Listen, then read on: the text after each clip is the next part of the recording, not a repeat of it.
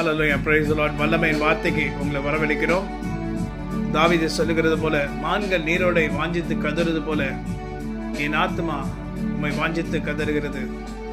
மான்கள் தண்ணீர் இல்லாத நேரங்களிலே, வெயில் உஷ்ணம் அதிகமாக இருக்கிற நேரத்திலே, அது ஒரு துயர சத்தத்தோட கர்த்தரை நோக்கி சத்தம் போடும் என்று நாம் அறிந்து கொள்ள வேண்டும்.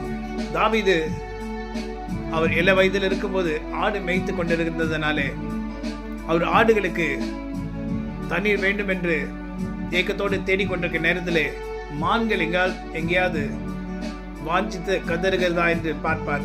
அப்போது மான்கள் துயர சத்தமாய் கர்த்தரை நோக்கி கூப்பிடும் போது வானத்திலிருந்து ஒரு தேவதூதன் இறங்கி வந்து அந்த மான்களுக்கு வழியை காண்பித்து தண்ணீர் அண்டை கொண்டு போய் அந்த மான்களை சேர்ப்பார்.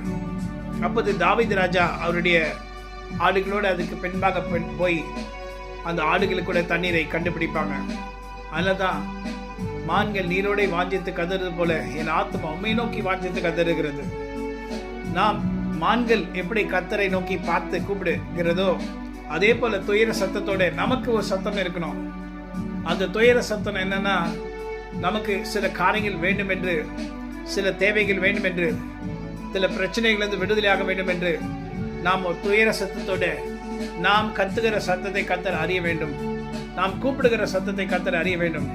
அப்போது கர்த்தர் நமக்கு செவி கொடுத்து அவருடைய தூதர்கள் மூலமாக நமக்கு வழியை காண்பித்து நமக்கு என்ன வேணுமோ அந்த காரியத்தை கர்த்தர் நிறைவேற்ற வல்லவராய் இருக்கிறார். ஆமென்.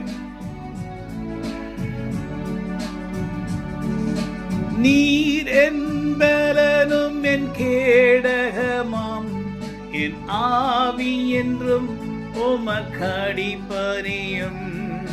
மான்கள் நீரோடை வாஞ்சித் கதர் ஆத்துமா வாஞ்சிக்குதே. மான்கள் நீரோடை வாஞ்சிப்பது போல என் ஆத்துமா வாஞ்சிக்குதே.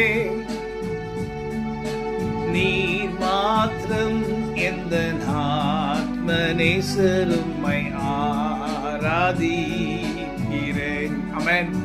சோ ஆண்டவரை ஆராதிச்சு கர்த்தரிடத்தில் நாம் கேட்கும்போது கர்த்தர் நிச்சயமாய் நமக்கு பதிலளிக்க வல்லவராய் இருக்கிறார். நம்முடைய துயர சத்தத்தோடு கர்த்தரை கூப்பிடணும்.